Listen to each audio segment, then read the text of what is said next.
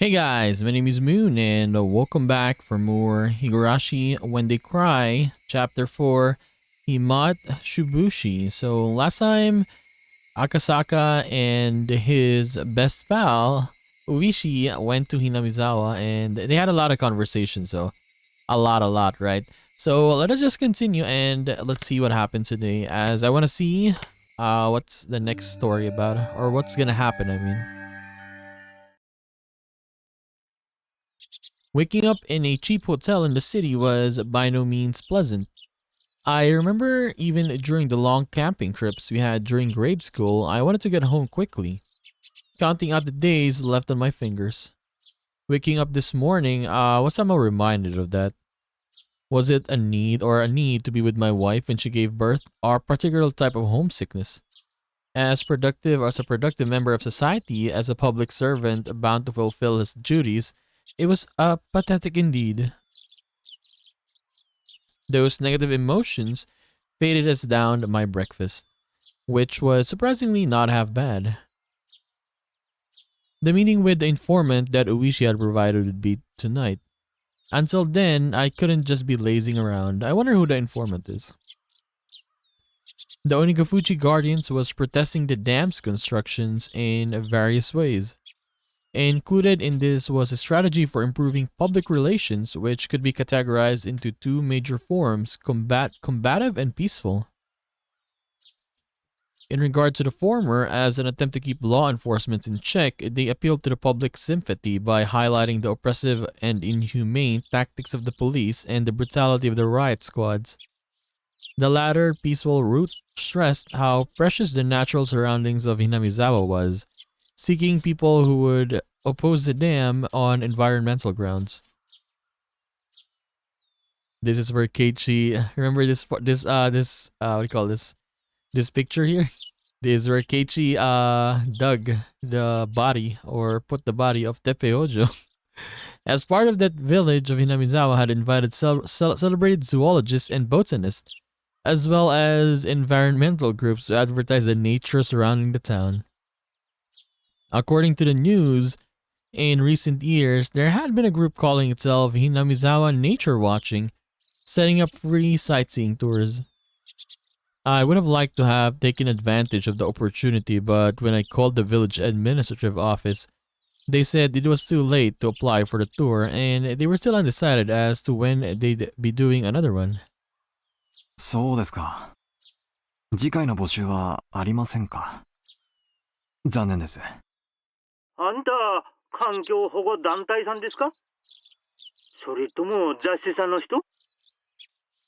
いえ、個人です。個人？観光ですかね？観光みたいなものです。美しい自然を写真に残すのが趣味なんで。雑誌でとても貴重な自然が残っていると読んだので、楽しみにしていたのですが。I knew there was an article that had something like that written in it, but I hadn't actually read it. What is it? What was it? This ad-libbed lie not going to work? However, contrary to my expectations, the person I was speaking to laughed happily. ならあんた、検査来なさい。村はちょいと慌ただしいけど、歓迎しますよ。Okay. The way he's laughing though. ぜひそうさせていただきます。ありがとうございます。あんた、明日は何ですか？お車？もしそうだったら、先にナンバーを聞いておきますよ。台湾ないんですがね。He's scary, man. Don't tell him. That was probably related to the checkpoints they'd set up on the way to the village. If I didn't give them my license plate number, I'd most likely be hindered in various ways. I thought about using the car I had borrowed from the prefecture, but I was lost on whether it was okay to tell them the plate number. If the Onikafuchi Gardens was behind this incident, there was no guarantee that they wouldn't be able to find out who I was. I had to play it safe, so I elected to refrain from using the car. いえ、実は車ではないんです。バスか何かがあれば、それで行きたいのですが。Bus? バスならありますよ。もうすぐ廃線になってますそうですがね。そんでいらっしゃい。沖宮の駅から出ますよ。ありがとうございます。探してみることにします。本当、いつ来ます？Hinamizawaさん、初めて？初めての土地じゃいろいろとご不安でしょう。教えてくれりゃ誰か行かせていろいろご案内させますよ。そんな、そこまでしていただくのは申し訳ないです。The way he laughs, though. 気にせんでください。これも村の自然さ守るための PR なんですから。Judging by what I saw at the checkpoint, the villagers were at the very least wary of outsiders. That's why, in order to move in and out of the village freely, I had to travel with somebody like Oishi or side with a dam protest. Having an interest in the natural environment surrounding the village tied into the peaceful type of PR the village was using. I was a bit against having a watchdog attached to me, but that might actually work out in my favor. The entire village was fired up about the dam protest, so I might be lucky enough to hear some especially candid opinions from the residents. Given that, there was no real reason for me to refuse the offer. 本当によろしいのでしょうか。でしたら本当に助かります。After that, I was shown the bus schedule and directed to which bus I should get on. Somebody would come and meet me at the bus stop in the village. After showing me around a spot I'd taken interest in, there was no doubt they'd bring me to somewhere like an anti-dam information center. Then, over a cup of tea, they'd try and indoctrinate me into accepting their principles and beliefs. I mean, probably. Well, if that was their aim, there'd be a lot of freebies involved. The world is about give and take after all. Hey, you could just say yes, honestly. Just say yes, and it's gonna be okay. I couldn't be going in a suit. I pulled some plain clothes out of my travel case and changed into something more casual. After that, after calming down by watching some local television, I left the hotel and set out for Okonomiya Station. Okinomiya. I say Okonomiya. Okinomiya. The bus route that I was told would be soon discontinued certainly didn't look that way. There was more than enough trips on the schedule and the numbers of passengers was by no means sparse. It was the main link to Okonomiya, the only town in the area. The types of passenger that stood out were older folk who didn't look like they could drive and housewives didn't seem like they had a license. If the area was submerged to the bottom of the lake, it wouldn't matter if there was a bus route. That's why it was going to be continued or discontinued in the natural scheme of things.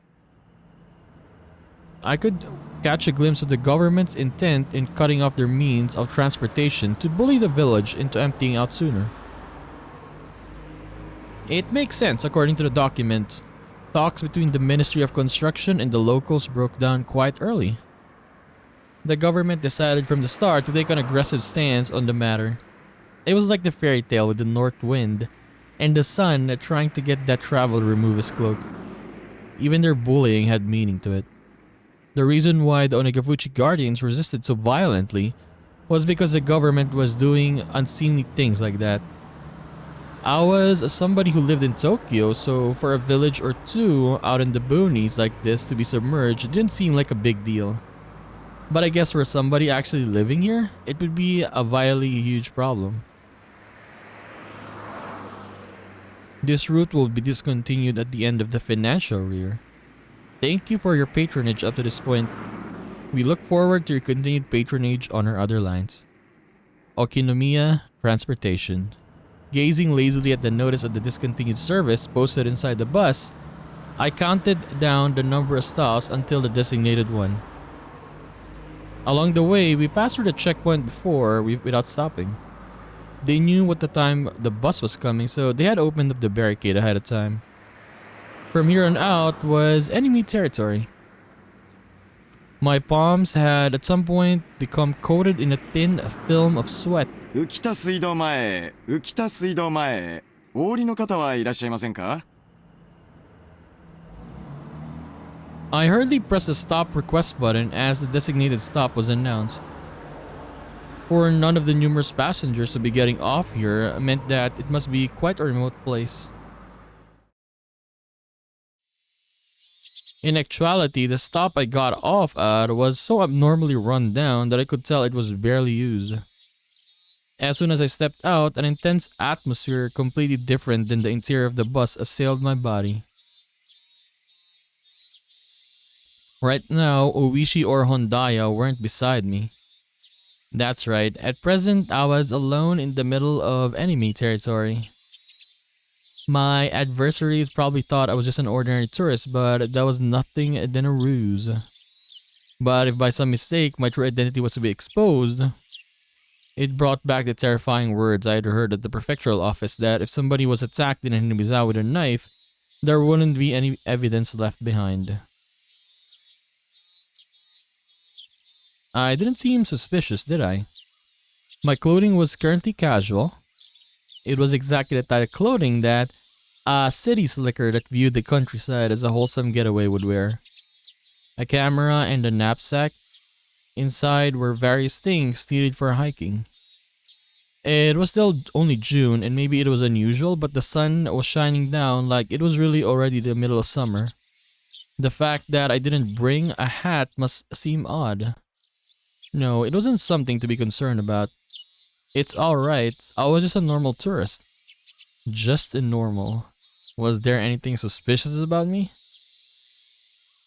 Asking that as I turned around to look at the bus that was departing. Jesus. All the passengers by the window were staring down at me silently. Oh my god. They were staring right at me as if they had seen right through my proud little outfit, just staring, looking down on me. Countless stares rained down like needles on me from the windows opened to air out the bus. All that rained down were stares. None of them were saying a word. But all the more, their silent stares told me more than a million words could. Hurry up and go back to Tokyo, you outsider. 私は Okay, there was no reason for me to speak. My quiet voice was drowned out by the sound of the engine. The bus, as if to torment me, set out slowly and after doing more than enough to intimidate me, sped off. A thin film of sweat began to rise from my entire body. According to the documents, it was a village that seemed wary of outsiders. Its population was small as well. If they saw an unfamiliar face, they would be quick to identify that face as an outsider. On top of that, nobody else had gotten off at this stop. It was a bus stop that they normally just passed on by. Somebody actually getting off there? There was no doubt that had drawn some attention. But this wasn't a slip-up. They were the ones who directed me to get off at this stop. There was nothing to worry about. I knew that I was just nervous since this was my first undercover assignment. My more seasoned colleagues referred to us as the new generation that didn't know how to lose their cool, but that wasn't true at all. In order to... Oh my god, he's so nervous though. In order to calm my breathing down, I exhaled the unpleasant air residing in the pit of my stomach. I couldn't help but pray that my apprehensions would disappear like the white clouds of exhaust expelled from the bus. There was a small shed there to serve as shelter if it rained, and it was there I decided to wait. Inside the shed, one wall was plastered with posters advertising the dam opposition efforts. It was like the heartfelt screams of the villagers were recorded in that wall. Inside the shelter, I felt an inexplicable pressure. It wasn't like I had any real relation to the dam project, but it still made me feel hesitant about being inside there. That was just how filled with the force of the denial that space was. And inside that uneasy space was a girl. Oh, it's Rika-chan. She's super young here. Super small. Inside a shed covered in words written in broad brush strokes, berating the policies regarding the dam and calling for action. There was a girl sitting there with a drowsy gaze as if half asleep. The two images clashed so much that I could only stand there dumbfounded for a moment trapped in such a surreal environment. If I stepped inside, who knew what kind of oafish noises I would accidentally make? I couldn't be disturbing this girl's slumber like that. Having thought this, I gave up on entering the shed. It was just a sleeping kid, so why was I so worked up about it? Finally, I realized this girl, to us as a married couple, was the very image of our ideal child. I mean, I guess, yeah, he's gonna have a child soon. Even after numerous examinations to the hospital, we didn't know for sure what our child's gender was. Whether we could tell if they were a boy or a girl, in the end, it depended on whether or not we could get an image of their genitalia. There was of course no guarantee that it was a girl, but with things the way they were, the possibilities were high. Even so, Yuki had been saying that the chances that it was a boy or a girl were even.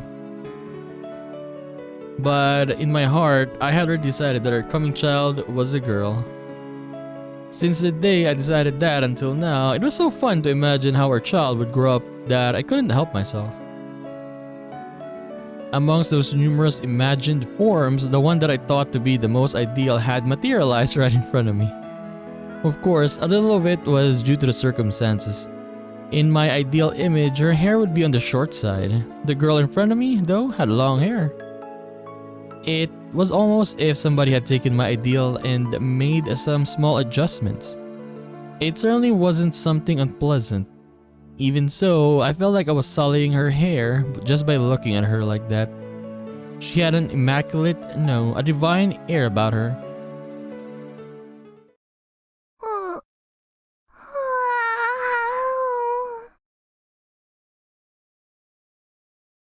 The girl with the angelic smile, with a yawn wide enough you could see her molars, woke up all of a sudden.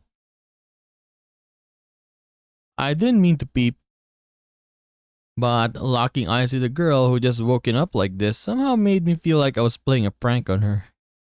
I wasn't doing anything shady, but I became flustered. Then the girl spoke.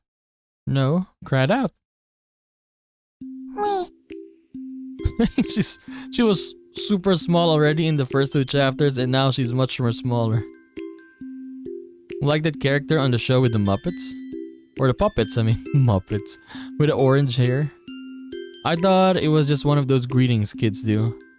In order to prove I wasn't a suspicious person, I responded in kind.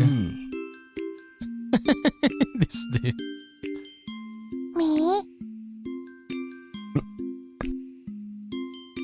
Me? It's like two Pokemon talking, man. The girl stared at me dubiously with a doll-like expression, cute but cold and hard to read. Well, I wouldn't be surprised. There was, after all, an unfamiliar man right in front of her when she woke up who responded with meep when she said the same. Suspicious. She definitely thought I was suspicious. Me.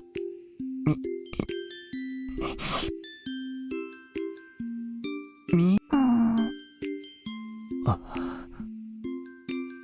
We were both at a loss for words. What the hell? No, the only one lost was me. The girl in front of me, as if inquiring about my motives, stared at me intently. In the silence, I felt like I was the one who had something to say first. Damn it, this girl was way better at interrogating somebody than Oishi. 怪しいものじゃないんだ。私はみぱニパ What I could have only described as a cold expression suddenly blossomed into a smile, one that soon infected me. You might be familiar with the term angelic smile. To me, it was like that. A phrase was created just to describe the smile she gave me. The girl smiling while saying Nipa probably wanted me to return the favor in kind. He's gonna say Nipa as well. That's right, this was the kid's form of communication. Having the other person emulate what you just did was rudimentary form of mutual understanding. ニパニパ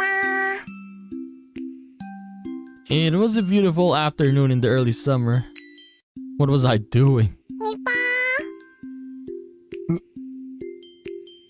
ニパー Well, whatever. This was interesting in its own way. If making somebody happy with just a smile was the work of angels, then this girl was definitely one of them. I couldn't help but pray that my own child, who was soon to be born, would grow up to be like this girl. That strangely gentle moment was finally brought to an end by the arrival of a car. An older person waved at me from the driver's seat, a dry smile plastered on their face. どうも、こんにちは。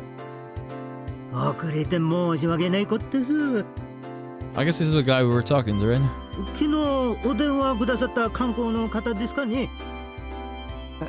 あ、はい。お待たせして申し訳ねえ。いや、野良でちょいと遅れましてね。したらと、お乗りくださいな。天気もまんた崩れそうだから、ちゃけちゃけご案内しますよ。天気ですか？ああ、ここいらは崩れると早いよ。今日は夕立になるかもな。そうなったら、ほんと写真さ撮るところじゃなくなるでしょう。ほら、乗って乗って。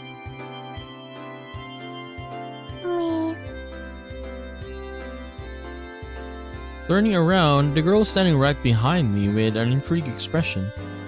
Her body language almost reminded me of a stray cat that followed you around after you played with it a little. So charming. あれ、リカちゃまじゃねえですか。ありがたや、ありがたや。ニパ A girl named Rika with an immaculate smile and an old man praising her while rubbing prayer beads in his hands. It was a rather mysterious sight to behold. So the girl turns her face at me, tilting her head a little in a cutesy manner after seeing that the elder introduces me as a tourist who came to sightsee Hinamizawa. 村を観光したい若者なのです。 She finally talks. The girl Rika-chan said that with a smile as she clung onto my arm. まあね。この村の自然がとても貴重だと聞いたんで、ぜひカメラに収めたいと思ったんだよ。私はこう見えてもとっても写真撮影が好きでね。富竹2号なのです。 Tomitake MK2. So Tomitake was visiting this place even back then? I mean, I guess, yeah, I guess 5 years, right? Yeah, I guess, yeah. 富竹？牧野、 Makino? 僕も一緒に行ってはいけませんですか？そんな、レカちゃまが来ても、面白いことなんかなんもないですよ。Rika-chama? Didn't Shion call her Rika-chama as well, I think? Right? レカちゃまは、境内でマリア遊びでもしててくださいな。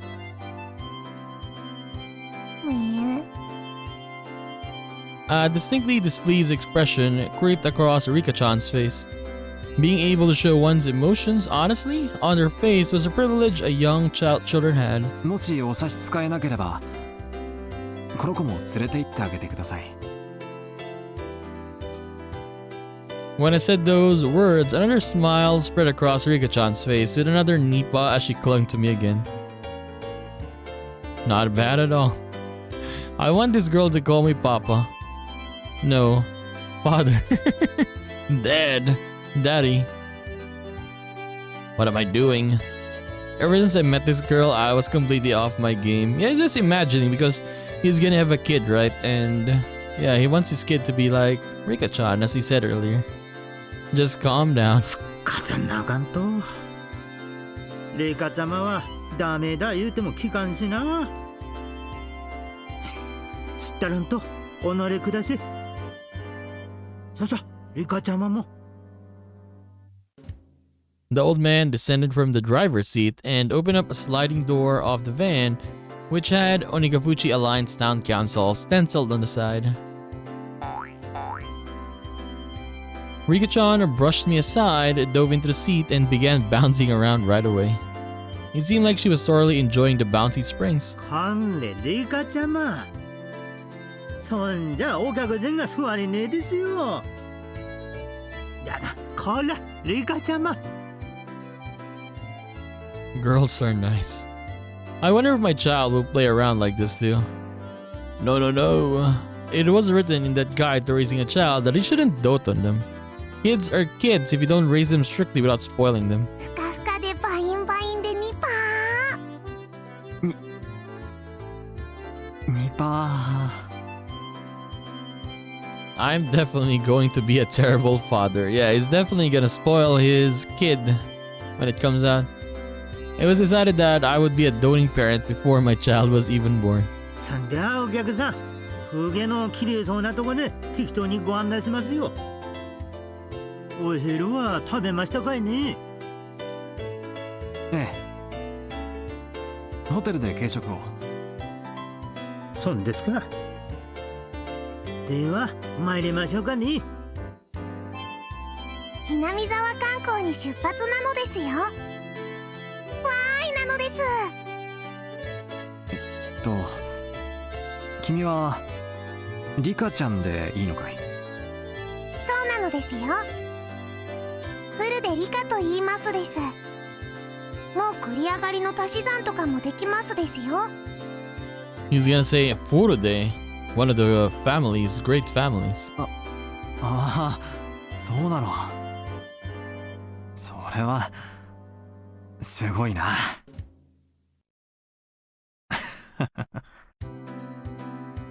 お指とかは折ってませんですよ。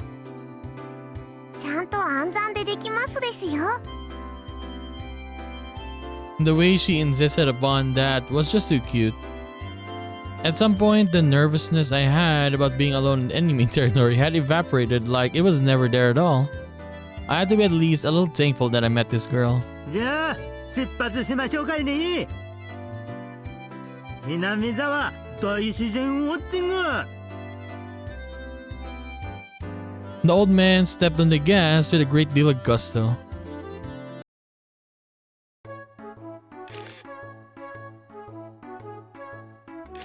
We're in the bridge. It's a new place.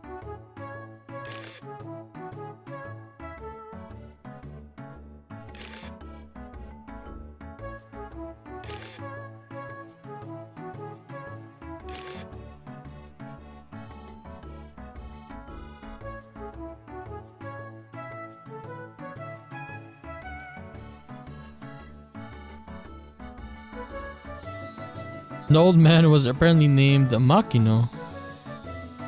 Was he the same Makino that was listed as the auditor of Onigafuchi Guardians? Showed me around places that were all breathtaking. Even though I wasn't really here for sightseeing, I couldn't help but be impressed.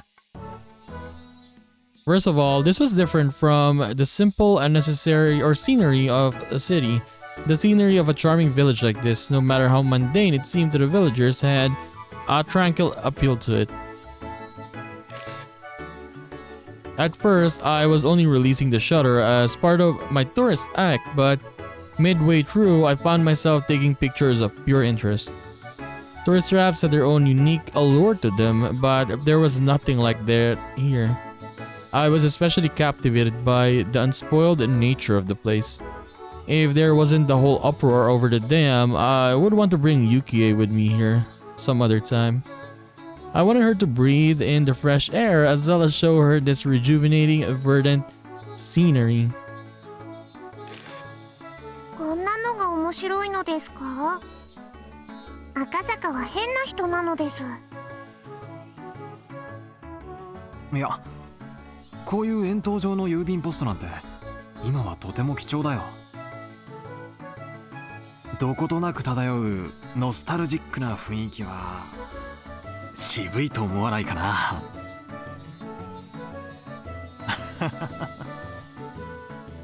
ひなみざわは楽しいですか？まあ楽しいよ。退院したらぜひ家内を連れてもう一度来たいよ。その時には生まれている子供も一緒にね。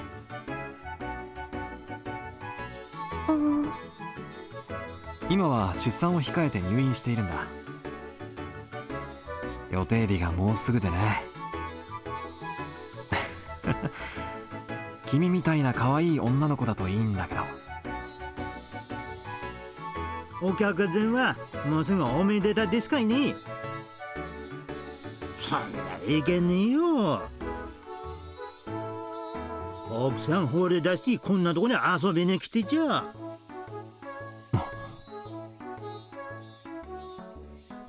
I was momentarily at a loss of words. It was exactly how Makino said.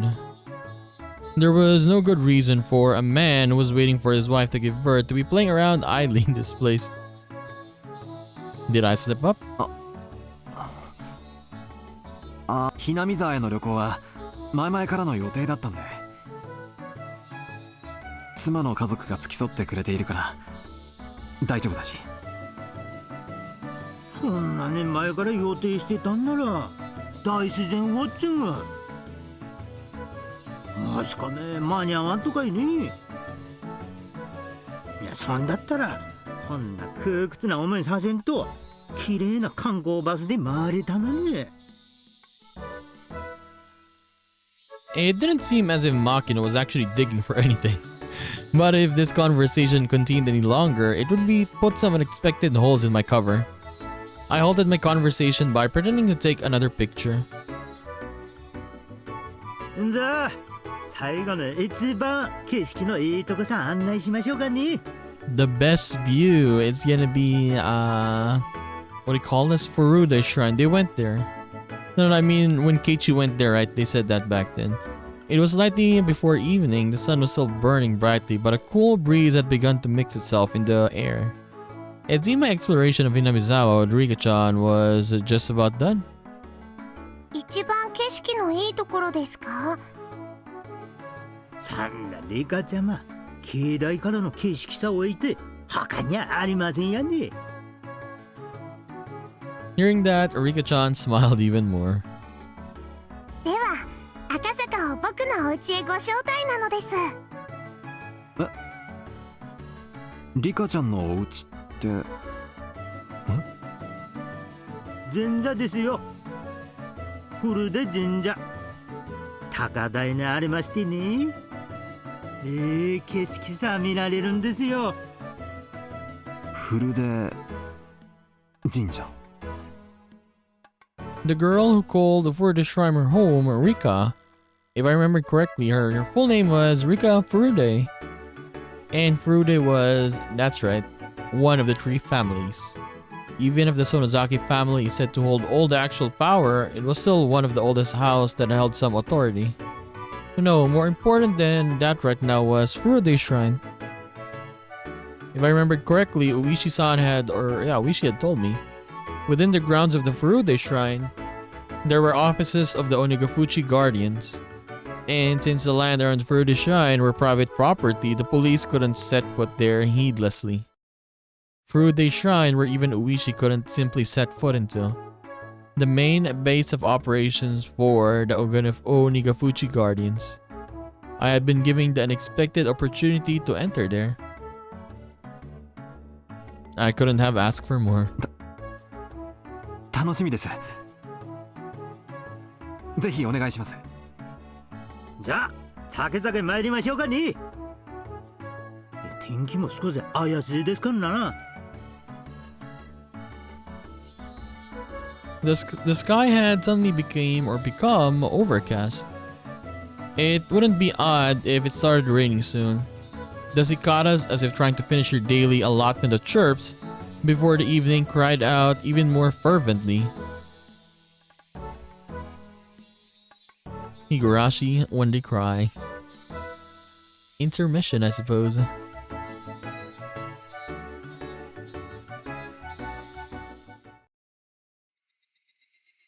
Here we are. The van stopped in the shrine's parking lot. Also parked there were numerous other vans with loudspeakers mounted on top of them to act as makeshift propaganda vehicles. On the side of each vehicle was scrawled, "The dam project must be demolished. Defend our homeland to the last. No Yashirosuma's anger." Or a slogan of a similar kind. They gave the feeling that even without using the loudspeakers, there was enough to overwhelm any onlookers.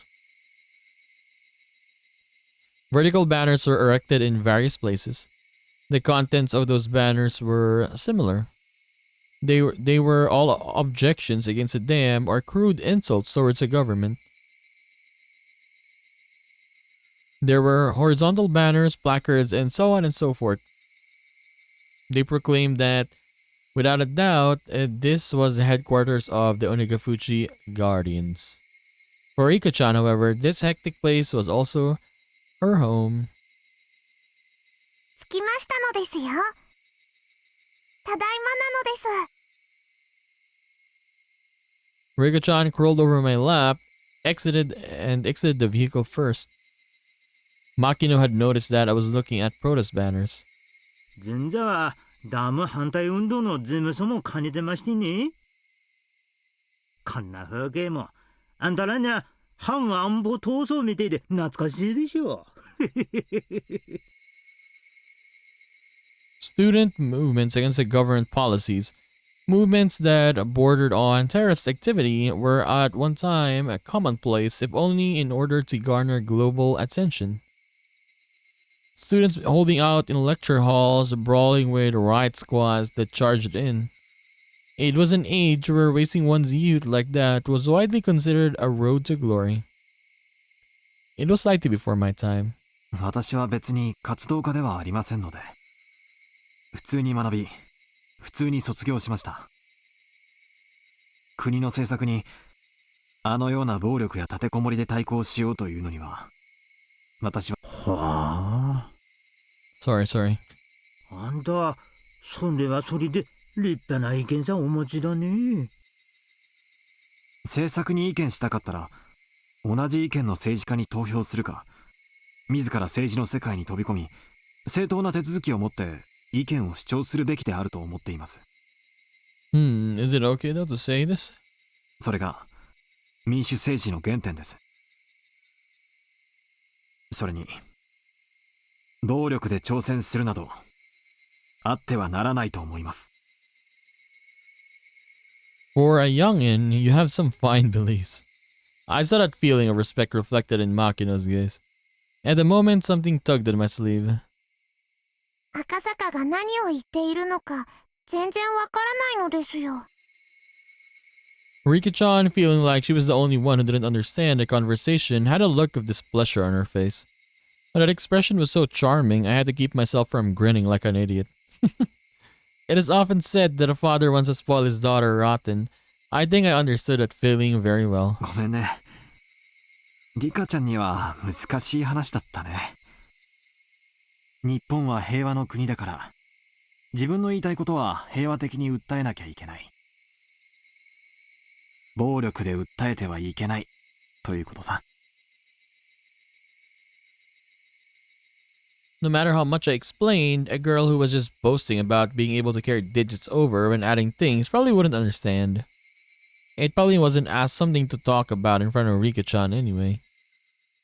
では赤坂、 She became serious. Look at her face. 僕たちの村はどうやったらダムに沈まなくなるのですか？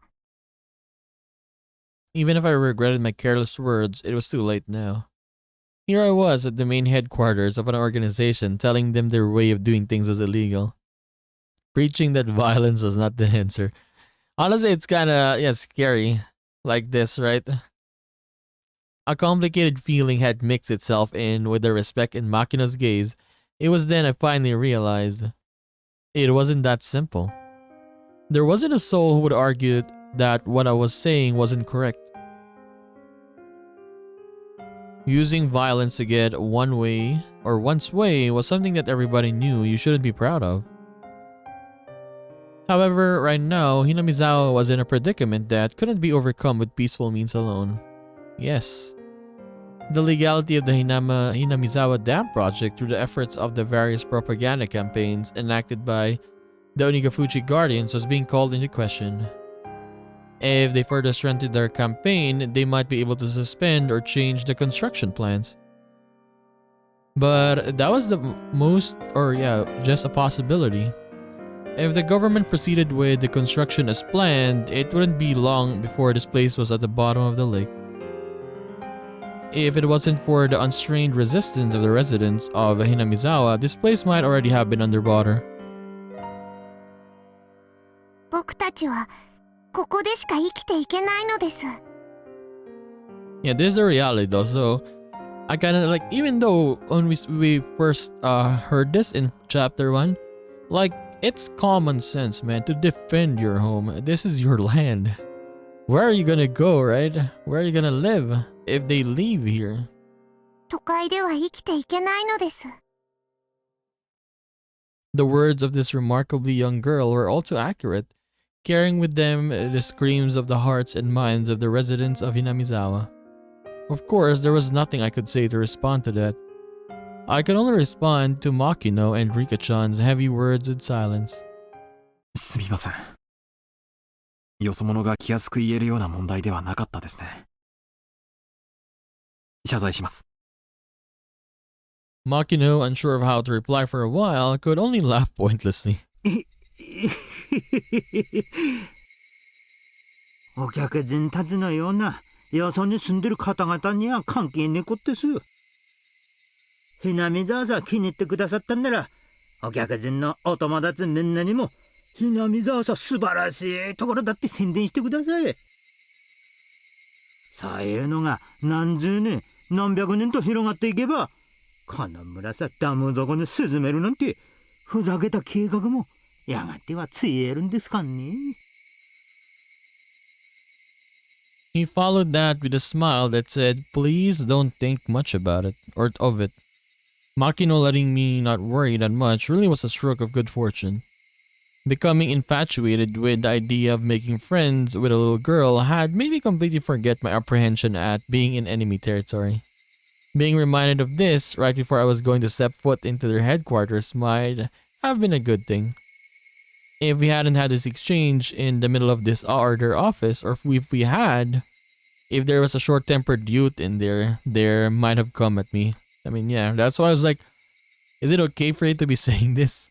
But thank God, both Makino and, Rika-chan is okay with it. Thinking of how extreme they were, in the worst case, my life could have been in danger. It seemed that I looked quite despondent at the moment. Makino, thinking he had said something wrong, became flustered, trying to think of a way to improve my mood. 本当に軽率なことを言いました。本当にすみませんでした。いいえ。そんなにお気にされないでください。今日案内してもらった村のあちこちはどこもとても美しく素晴らしい場所ばかりでした。もう一度来たいと心底思わされました。そんな美しい村がダムの湖底に沈むことになれば必死の戦いになるのもわかります。 I had somehow managed to use my despondent look to change the topic in my favor. After a bit, Makino had returned to his usual high spirits. It seemed he believed I completely sympathized with his point of view. そうそう。そんな話はこれくらいにしましょう。本当にとても景色さいいところがあるんです。行きましょうですよ、赤坂。 Rika-chan, seemingly happy to be free from all the boring and gloomy adult talk, bounded up the stone steps. There was no real need to run, but in order to catch up with her, I also darted up the steps. There were several tents belonging to the town council erected on the shrine. Inside the tents were several folding tables and chairs, and a number of the older town council members were livening things up with chit-chat. They weren't saying anything incendiary, like the dam project must be destroyed. It was just some relaxed idle chit-chat between local geezers. The normal sort of calming scenery. At the entrance of the shed looked like a meeting place. There was a large sign erected with Onagafuchi Guardians headquarters written in bold brush strokes. That was their base of operations. To be honest, it was a bit of a letdown. If you ask me, or if you ask what I've been imagining, this is a bit of embarrassing, but I have thought it would be something much more dramatic. With barbed wire fences and barricades. My first impression of the place, though, was completely different from that. It looked like a simple backwater town hall. It didn't look anything other than exactly that. The old folks who were chatting had noticed Rika-chan's presence. リカちゃまじゃないの。もう子供はお家に帰る時間だよ。ここは僕のお家なのですよ。The old folks guffawed since she wasn't wrong. From that exchange, I could tell that this Rika FURUDE girl was loved by everybody. 牧野さん、その人？電話をくれた観光の人は？そんですよ。こちら村長さんに、Hinamizawaの君吉村長さん。He smiled brightly, but there was no mistaking he would be scary if he got angry by the look of things. This old man was the president of the Onagafuchi Guardians, none other than Kichiro Kimiyoshi. We have what do you call this? A picture of him now, I suppose. ようこそ南沢へ。いかがでしたか？静かでゆっくりしたところでしょう。ええ。今日一日美しい場所をいくつも堪能させていただきました。貴重な機会をお与えくださったことを感謝します。へえ。今時の若い方なのにまた真摯な方だね。喜一郎、赤坂に見晴らしのいいところを案内したいのですよ。Thinking that the formalities between myself and the mayor had gone on for too long, Rika-chan butted into the conversation. For her to call the mayor by his first name, I felt it was a little strange, but none of the villagers seemed to mind. True though, they're calling Rika Rika-chama though, Rika-chama. A girl of the FURUDE household, one of the three families. She was probably different than the average villager. 赤坂、こっちなのですよ。Rika-chan tugged at my sleeve. Not resisting, I allowed myself to be pulled over. And waiting for me was a magnificent view. これは Wow. す Beautiful. ごい。It was an observation deck that looked down onto the village. They, knowing that this was the best view in the entire village, kept quiet as I stood awestruck. I was holding a camera but had completely forgotten to even glance through the viewfinder. The view, no matter what kind of film it was printed on, it wouldn't be able to show everything. If there was a way to explain it, it would only be what I would be able to put into words. It was just such a breathtakingly spectacular view that I struggled to find a comparison. For a while, I was left awestruck. I could only stand there and wonder. A cool breeze that helped abate the heat rushing through my body. That comfortable sensation also left me speechless. Rika-chan, who had been holding onto my sleeve the entire time, spoke. 僕の一番のお気に入りの場所なのですよ。As she said that, she showed me another adorable smile. That smile seemed very fleeting. If you ask me why, that was because the view from her favorite spot would eventually be submerged under the deep green waters of the dam reservoir. こんな村が湖底に沈むことになってるなんて信じられないよ。I said it quietly so that only Rika-chan could hear it. I regretted it as soon as I did. Why did you even say this though? For those words were all too cruel. However, Rika-chan didn't let them cast a cloud on her expression. In fact, she replied with a smile. 沈みませんよ。ダム計画なんて必ずなくなっちゃいますのです。It was just like a little girl to say something like that. There was no basis for her saying so. It was just her wish. 赤坂はこの村が沈んでしまうと思っていますか？沈んでほしくなんかないよ。I knew how important the dam was. I knew that it was necessary. I just didn't want to recognize the sacrifices that would be made. I agreed with the project in general, but couldn't agree with some of the details. But if it meant that this girl's beloved scenery wouldn't be taken away from her, I might be able to object to the dam. I might be able to ignore the interest of the nation, the development of Japan, all for the sake of one girl's smile. I'm not really much of a humanist, but how sentimental of me. 沈みませんよ。ダムの計画はもうすぐなくなりますですから。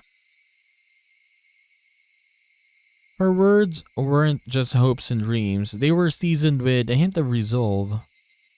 As if she was talking about an unchangeably predetermined outcome. As surely as the sun is rising in the east, もうすぐなくなる。wanting to ask her why she believed that, I turned around. はい。なくなりますのですよ。どうしてそう言い切れるんだい？それはなのです。She seemed to want to answer, but as though unable to find the right words, she swallowed back what she was about to say. 赤坂が何をしてもしなくても、ダム計画は今年で終わりになってしまうのです。もう決まっていることなのですよ。That was a lie. If something like that had already been decided, then the Onigafuchi Guardians would have no reason to continue existing. From my point of view, it was like they were doing nothing more than throwing themselves into an endless battle. If they knew the dam project was cancelled, it would feel much more relaxed around here. This village, though, it could hardly be called relaxed. Yes. For evidence of that, I just had to remember how charged the atmosphere was at the checkpoint or at the bus stop. The villagers, with their misplaced resolve, were still fighting. And this girl, even knowing the villagers' grim resolve, had already declared their victory. The villagers throwing themselves into this endless war, and this optimistic girl who said they already had won.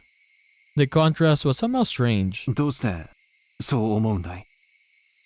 何か確信があるなら私に教えてくれないかい？ Rika-chan stayed silent for a while, seemingly choosing what to say. だって、だって She looked like she was lost on whether she should continue or not.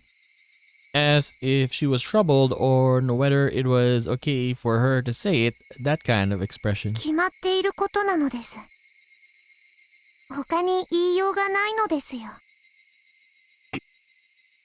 決まっているって言ったって。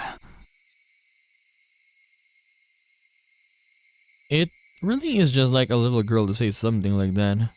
I couldn't believe it was actually true. She was the only one saying such things with such confidence. My real mission that I had forgotten about during this fun-filled day resurfaced at the back of my mind. The kidnapping of the minister's grandson. Had the Onagafuchi guardians kidnapped the minister's grandson and already succeeded in negotiating the cancellation of the dam project? Did Kimiyoshi actually already know that and was just playing dumb? Was that this girl was really telling me? Akasaka, The girl called out my name suddenly. なんだい 東京へ帰れ。 This is what I'm saying though. This is what I'm saying. Like, yeah, sometimes she could be serious, right? Like, what the hell is this? Like, even back then when she was talking to Keiichi. I mean, not this particular face, but yeah, she can be serious sometimes. Like, she's older or something, right?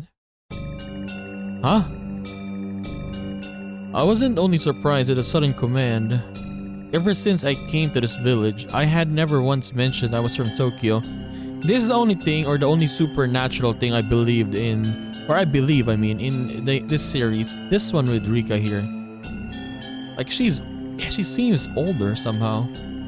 Well, based on my accent, she might have been able to guess where I was from. But what was I getting worked up for? It was probably the sudden and complete change in her demeanor. あなたはさっさと東京に帰った方がいい。 Yeah, like look at this, she's talking so differently now. でないとひどく後悔することになる。 The girl had been holding my sleeve the entire time. She'd been tugging at my sleeve since and hurriedly dragging me over to show me this wonderful view. But this was the adorable Rika-chan who I'd spent the entire day with. There was no way she could have been replaced with a doppelganger when I wasn't looking. She had been holding onto my sleeve this entire time, but somehow this girl was someone other than Rika-chan. She looked like Rika-chan, but she wasn't. She was some girl I had never met before. That girl had told me in a different or indifferent voice that I would eventually regret coming to this village from the bottom of my heart. それがあまりにもみすぼらしくて気の毒な姿だから今のうちから警告してあげているのです。どうして私が後悔することになると。いちいちうるさいな。 I couldn't believe what I was hearing. Such cold words coming from Rika-chan's mouth. Yeah, it seems like these words are coming from a girl aged like, I guess, Rena or Mion. Yeah, someone at that age. But she's using Rika's body. I just couldn't believe it. Was somebody impersonating her? Using ventriloquism. Ventriloquism or something.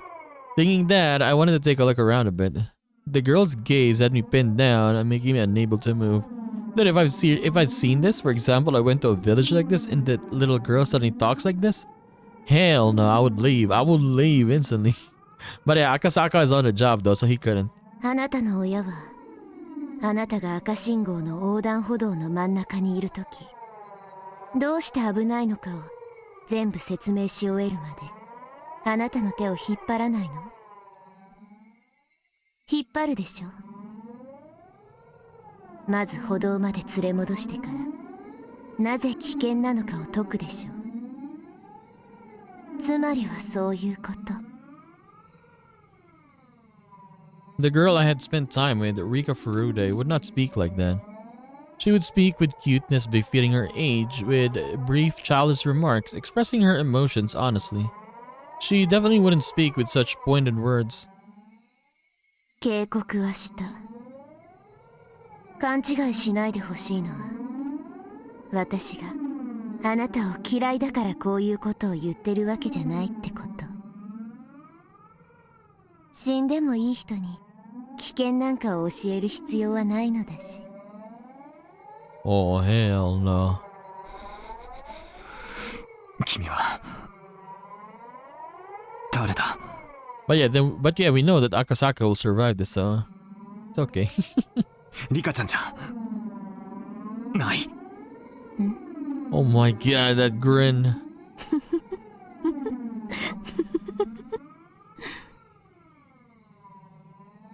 As soon as I accused her of not being Rika-chan, she let out a strange, quiet giggle. It was a laugh not befitting a child of her age. It was like she was possessed by something. Yeah, something like that, right?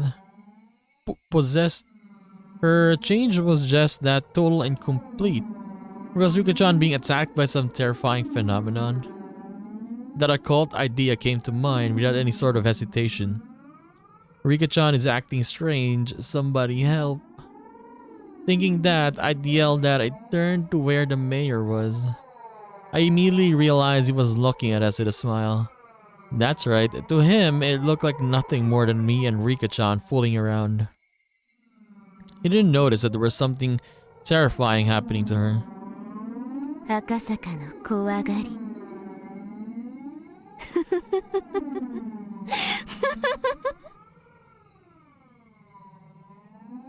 The girl had obviously grasped that I was afraid.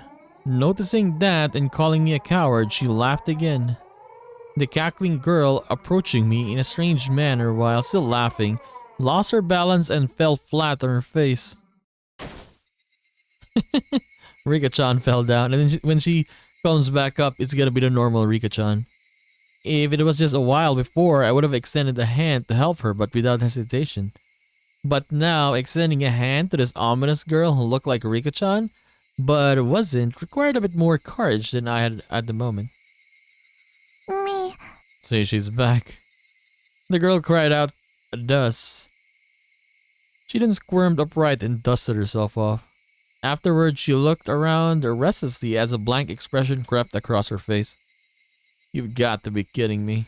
Was she making fun of me? The way of acting. It was though after being possessed by something, she had lost her memories of what happened. 冗談だろ。リカ。ちゃん。Me. I don't know if Rika-chan had heard me or not.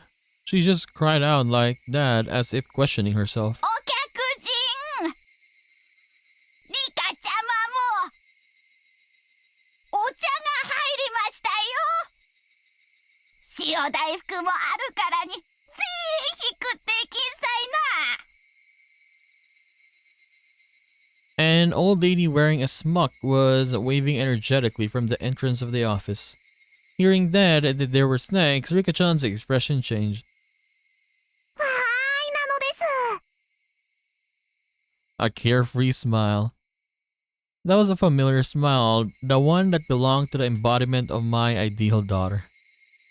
Any hint of the creepy girl that was there spouting Sinus' words had vanished. ほらリカちゃま手を洗ってきんさいね。バッチおててにゃ食わせるまんじゅうはありんせんね。 Manju? ちゃんと Yumi. 洗いますですよ。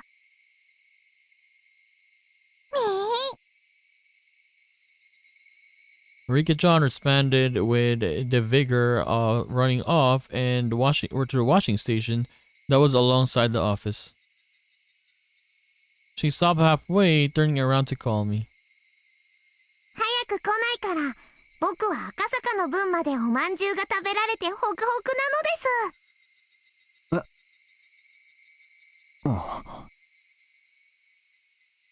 お手手を洗わない人はおまんじゅうが食べられないのですよ。 No matter how you looked at it, that was Rika-chan. Those words and the way she said them, no matter how you heard them, they were definitely Rika-chan. ほんでお客人大人なんだからお手本を示してやってくださいな。 The old lady urged me to wash my hands. Without any resistance, I lined up beside Rika-chan at the wash station. Splish, splash. I stared at Rika-chan, intent on washing her hands properly, like she had already learned at school. みー、間違っていますか？間違いって。僕のお手手の洗い方です。金シールを4個しかもらったことないです。僕はお手手を洗うのがきっと下手なのですよ。間違ってなんかないよ。それだけしっかり洗えてれば十分だよ。それだけではダメなのですよ、赤坂。ちゃんとたわしを使って爪の間の赤も落とさないと金シールはもらえないのです。リカちゃんは真面目で偉いな。ニパー、赤坂に褒められましたのです。No matter how you looked at it, it was Rika-chan. There was no trace of that girl from before. Exactly what was that sinister girl? リカちゃん、さっきのあれはどういう意味だい？さっきリカちゃんは私に東京へ帰れってそう言っただろ。言いましたのですか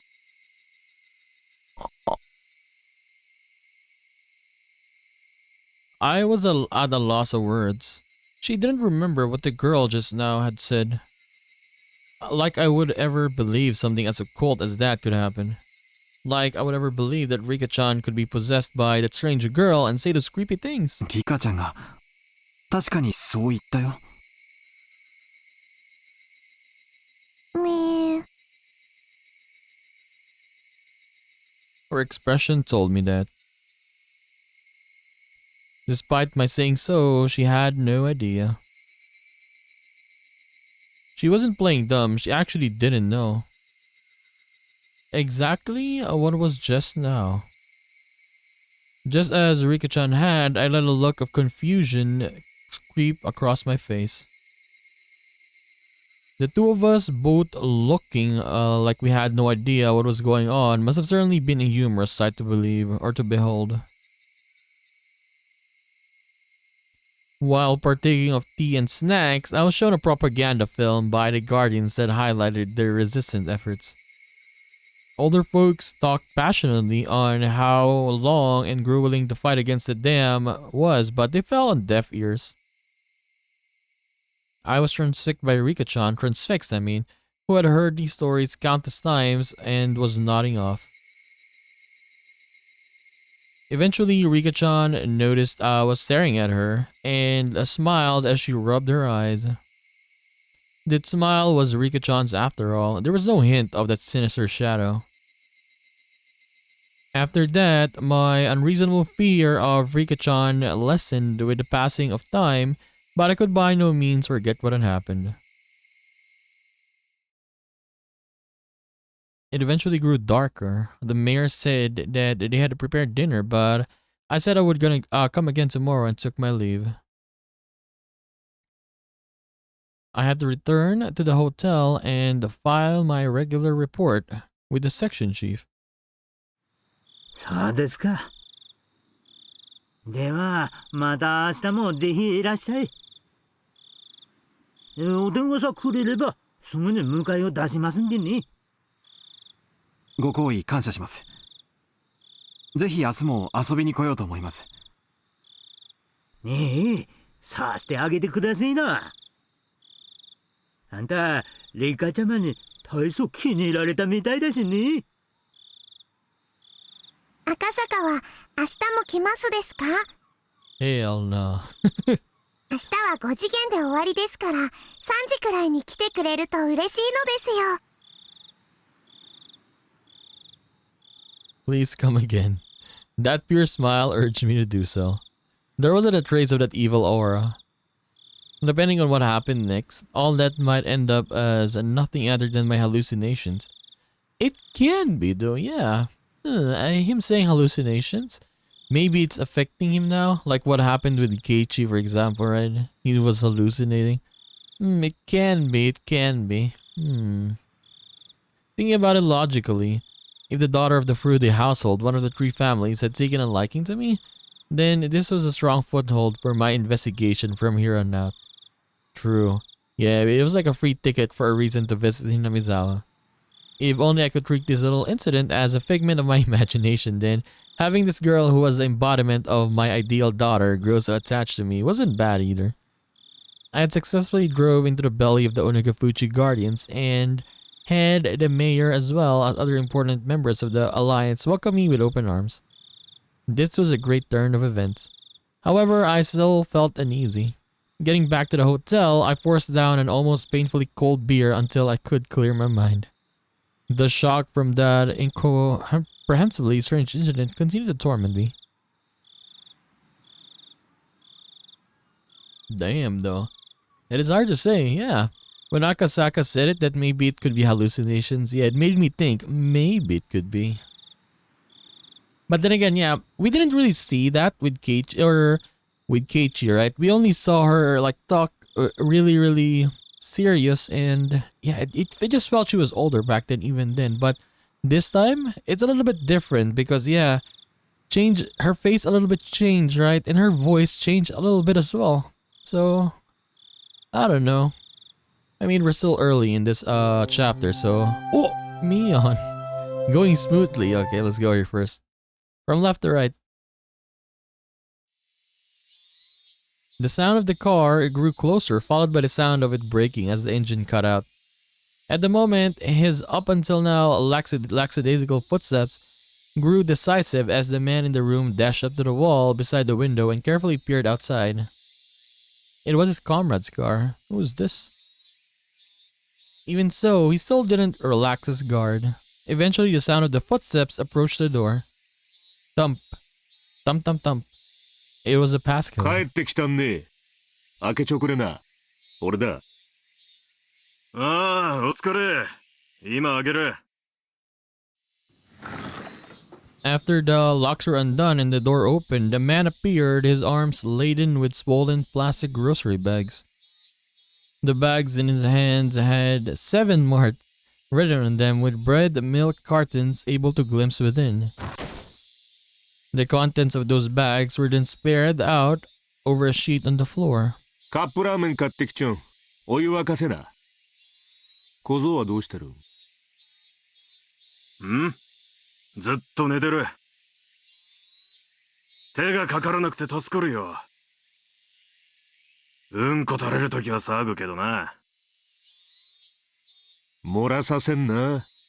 弁臭は万一のとき、やばいって。わかってるよ。猿グツワは定期的にチェックんな。外れてもまずいん。きつくも締め付けちゃあん。窒息させたら意味がなん。わかってるって。あれ、携帯コンロのガス管頼まなかった？もうガスねえよ。聞いてねえ。ダハ。マジかよ。ついてくれよ。くそ、くそ。He rattled the portable stove as he struggled to get it to light. Seeing that, the man who went to buy supplies let out a deep sigh, and with a backwards glance at the first sight, began to walk to the corner of the room. The kidnapped boy was sprawled out on the sheet that was spread out on the floor. 小僧、元気かいね。Of course, the man didn't assume the kid was able to hear that question. That was because the boy's ears were plugged with his eyes and ears. Oh, okay, so we're here again with the kidnapped kid. I didn't understand. I was like, what the hell is this? With his eyes and ears thoroughly covered with packing tape. Also, his mouth was gagged and thin, twisted up towel. Because of that, the boy was unable to close his mouth properly, his cheeks sticky with his own saliva. Of course, that wasn't the only reason. Both his arms were tied tightly behind his back with a leather belt. 今んところ順調らし。命の心配はない。お前のじいさんがしぶり寄ったん。耳たぶの一つも切り落とさなきゃならんかったんけ。やらんくて済んで助かりよんよ。本家はこうと決めたら鬼やんね。どんな残酷なこと命令するかも想像つかん。その本家が小僧に傷一つつけるな言うてんから、とにかく順調なんだろんな。大臣はダム計画を撤回で水面下工作。Hinamizawaダム計画は無期凍結へ。小僧の解放はいつ頃になるんだろうな。早く一服したいもんだぜ。本家が決着のタイミング測ってるらしい。いつになるかはあらんが、近いうちやんな。よかったな小僧。もうじき解放されるぞ。The man didn't know if their voices were heard by the boy. For him, there was nothing he could do but continue to sleep to escape his harsh reality. それよん、ガスをどうするんね。ラーメン食えんよ。ガス切れたなら言うてえな、もう。Okay. Okay, why I like rainy days.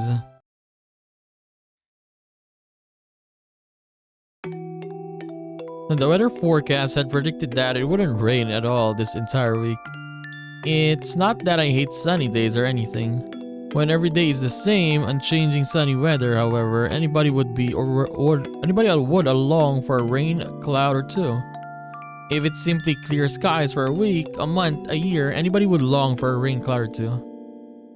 The weather specialist said that they had carefully scrutinized a large quantity of past data, so it wouldn't be so likely for the forecast to be wrong. I knew as much. But even then, there was occasionally a day where I was hoping that it would be wrong as I stared up into the clear blue sky. Was I being mischievous in hoping so?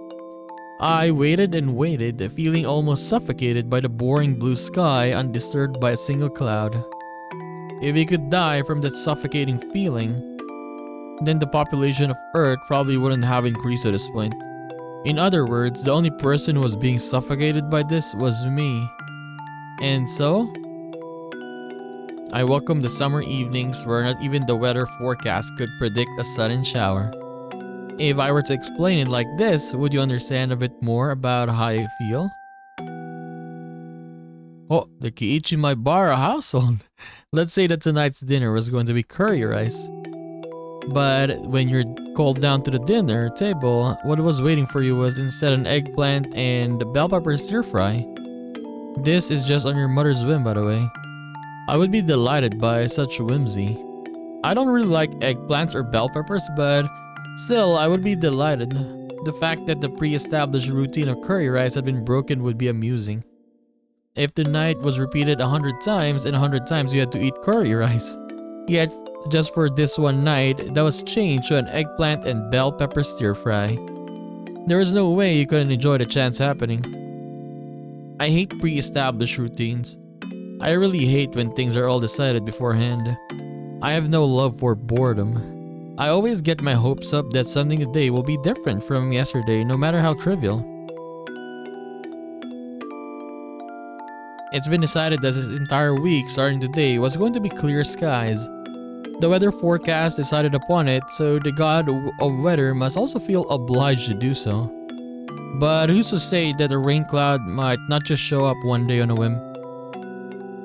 It's something that nobody can say for sure, but because that thought remains in this world, a creature such as myself can continue living without being suffocated. Tomorrow will probably be a hot and clear day. However, I'm the only one that knows that predetermined fate, even with but a slim 1% chance something changes. Hoping for that 1% chance, I hung up upside down weather charms on my sunlit eavesdrops. In the end, I spent my days waiting for those unexpected things in life to happen.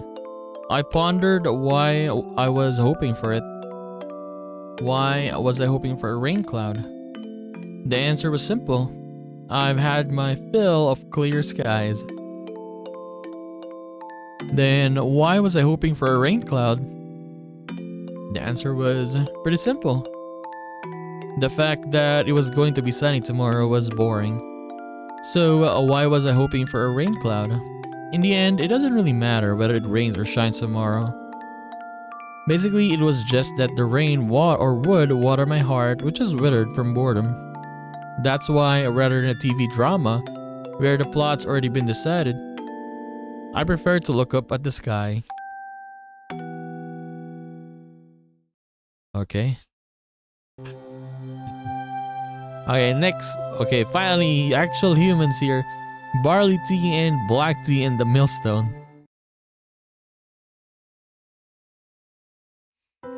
だいぶ血圧も良くなってきましたよ。そのお年でこれだけの回復力があるのは、いやいや、感服するばかりです。お嬢さんなら100でも200でも元気にお過ごしになれますね。The young doctor in his medical coat said that as he undid the blood pressure cuff from the arm of the old woman tucked away in her futon. 入江の先生はほんにお上手で、わしんたいな死に損ないは早うしなんと若者の邪魔になっていけんね。 Okay, we actually see Oreo now as well. We saw Kimiyoshi earlier, now Oreo.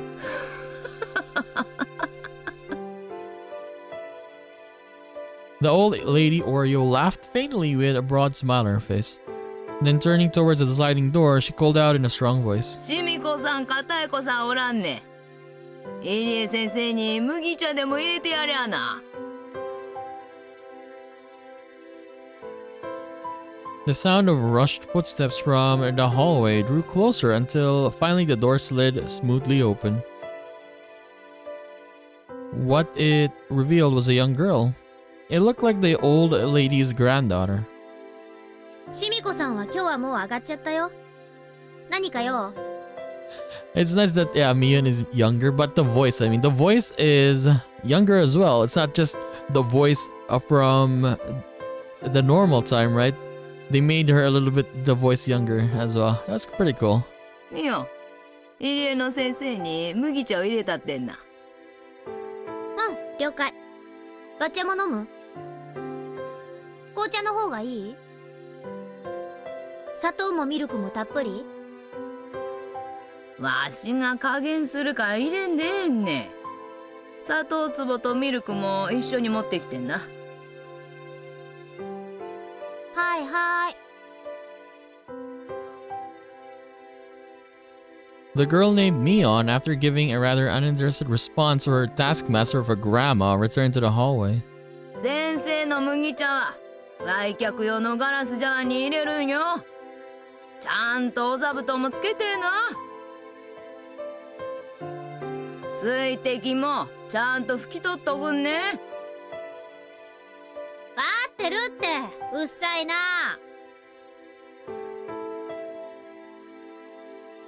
A tired voice wafted the reply from down the hallway.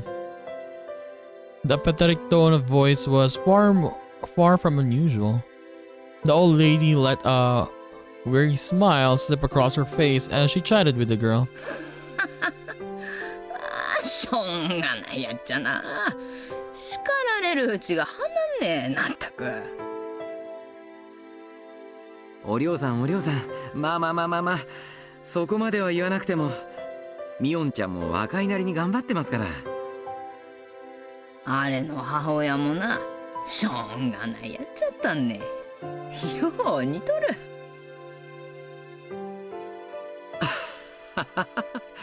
で、その母親の母親もまたそっくりなんじゃないですか？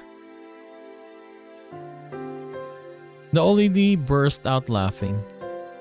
Her expression showed she hadn't taken the comment the wrong way. 入江先生、申し訳ない。症状を開けてもらえんけんね。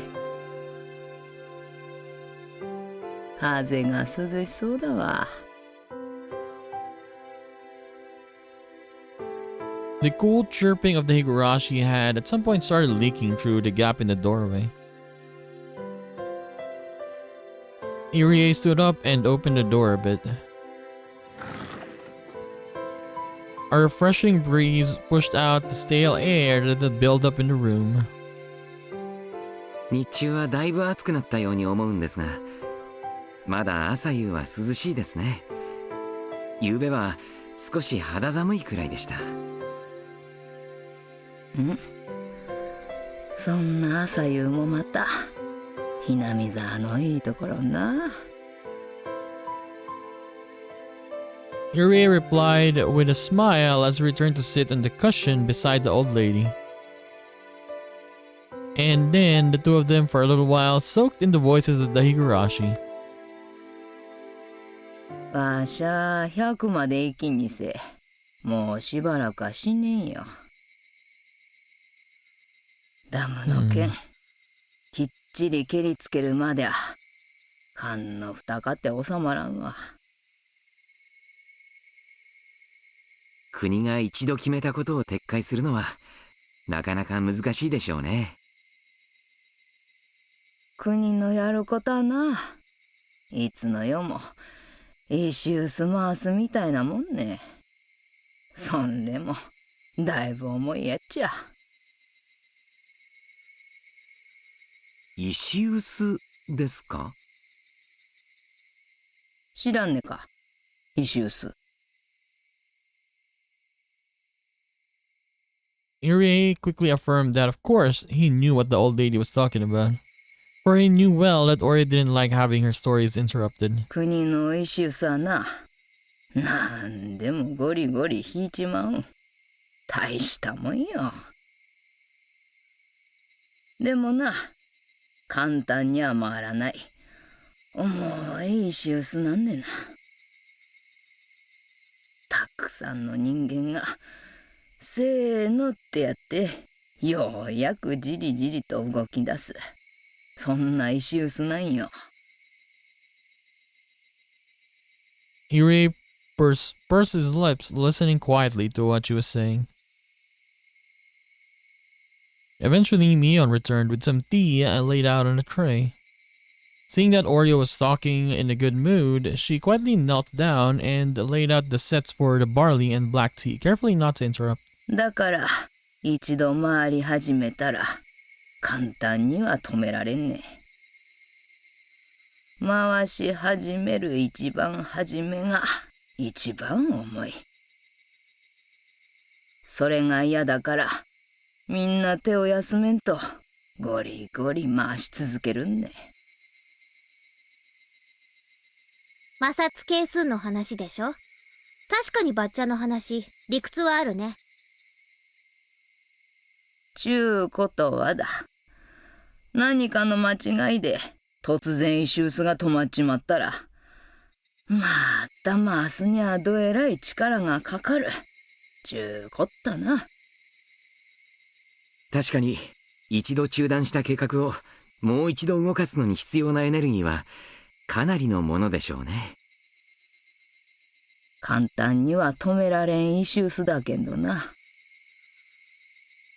一度止めれば二度とは回らん、そういう石臼よ。石臼を止めるいい手があればいいんですがね。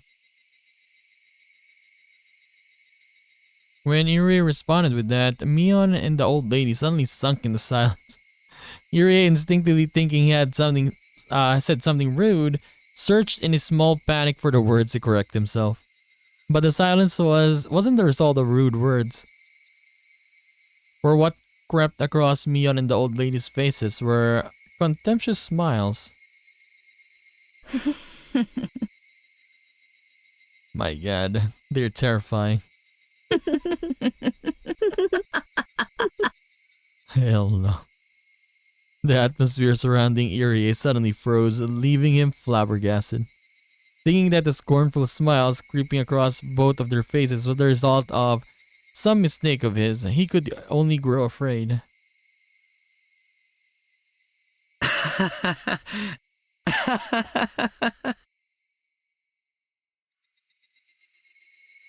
It hadn't been that long at all since he was enveloped by silence. However, unable to stand it, Irie could only let out a weak laugh. Irie's laugh eventually spread to Mion and to the old lady. Not knowing exactly what they were laughing at. Their laughter left a lingering chill. The only ones not laughing were the Higurashi, who continued their simple and unchanging cars.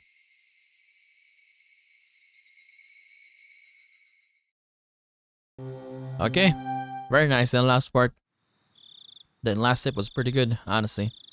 So yeah, like this, I love this part. Yes, from the first two parts, it was a lot of info dump, not gonna lie. But this one, it was nice because we had Rika-chan here, right? And yeah, a familiar character. I mean, we had Oishi. We had Oishi from the second one, the second episode. But what I was saying is, yeah, one of our friends. I mean, on the other chapter, so Rika-chan, and we also saw more of her, I suppose, right? That that weird thing earlier, right? That like, who's this? Who's the one talking? Why is she kind of feels older or something like that one. I like that scene. It adds more mystery. I mean, yeah, more mystery to the questions. So that was pretty cool.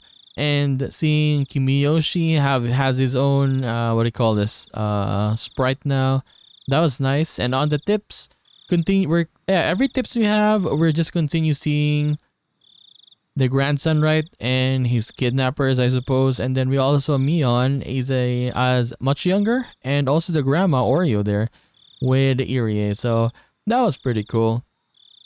So I can't wait to see more of the stuff that's gonna happen in this chapter. We're gonna have to find out, right? We're gonna continue this and do more of Higurashi When They Cry, chapter 4, Himatsubushi, in the next one. So I'll just see you then, guys. Bye bye.